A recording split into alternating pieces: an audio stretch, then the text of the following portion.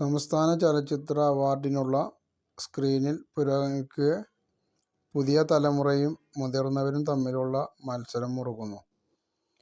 മികച്ച ചിത്രം, സംവിധായകൻ, നടൻ, നടി, സംഗീത സംവിധായകൻ തുടങ്ങി മിക്ക വിഭാഗങ്ങളിലും സീനിയേഴ്സും ജൂനിയേഴ്സും തമ്മിലുള്ള പോരാട്ടമാണ് നടക്കുന്നത്. ഇഞ്ചോടിഞ്ച് പോരാട്ടത്തിനൊടുവിൽ ജൂറിയുടെ താൽപര്യത്തിന് അനുസരിച്ച് ചില അപ്രതീക്ഷിത അവാർഡുകൾ ഉണ്ടായാലും അത്ഭുതപ്പെടാനില്ല.